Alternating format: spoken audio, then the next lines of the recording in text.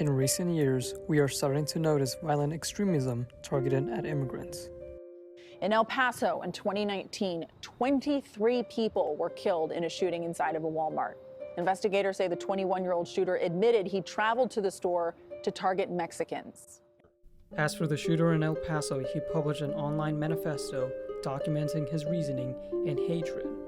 In short, he thinks that white people are being replaced by immigrants in this country. The letter states this attack is in response to the Hispanic invasion of Texas. They are the instigators, he wrote, not me. I'm simply defending my country from cultural and ethnic replacement brought on by an invasion.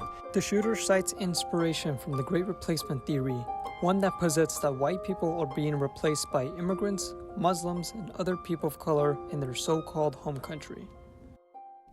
These labels as pertaining immigrants as invaders is nothing new when you look at U.S. right-wing media sources. To Gillibrand and her friends on the left, America is not a nation, it's a piñata filled with 200 years of treasure. Get some quick before it's gone. That's what Gillibrand is promising the world. How long before groups of angry illegal aliens protest in this country? Where's our share of the spoils, they'll wonder? The one that Gillibrand told us about. That day is coming soon. Tucker Carlson is one of those media pundits that uses immigration as a threat brought on to replace the cultural landscape of the U.S., and the fears Americans have is growing.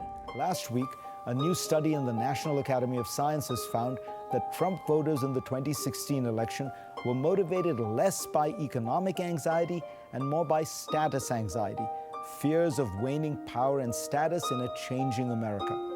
And an earlier PRRI analysis had come to a similar conclusion, highlighting that fears about cultural displacement were the key to understanding the motivation of white working-class Trump voters. While it's hard to say where does Tucker and other politicians gain their information, it's not new for them to have anti-immigrant sentiment to spread the claim that white Americans are being replaced. Even the Klan within the 1920s would cite immigration as a degradation of American values, as seen here in the Fiery Crosses newspaper.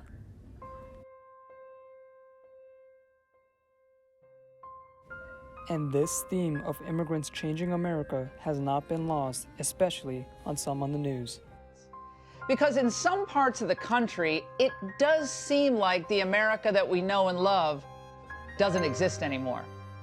Massive demographic changes have been foisted upon the American people. And they're changes that none of us ever voted for and most of us don't like. From Virginia to California, we see stark examples of how radically, in some ways, the country has changed. Now, much of this is related to both illegal and, in some cases, legal immigration that, of course, progressives love. Such hatred and fear of immigrants and other marginalized groups has only continued to grow. Between the years 2000 and 2016, the white supremacists were responsible for more homicides than any other domestic extremism movement.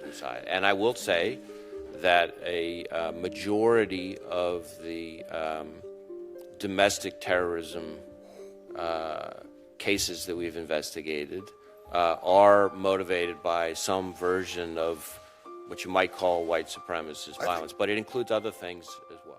According to the FBI statistics on single bias incidents, crime motivators on race, ethnicity, and ancestry has actually gone up in recent years. But we also have a hate epidemic. And until we confront that hate, and until we confront the weak gun laws that we have, we're going to keep seeing this. I think the greatest terrorist threat to the homeland is the homegrown violent extremist. I will say that we take foreign-inspired, which is jihadist-inspired violence.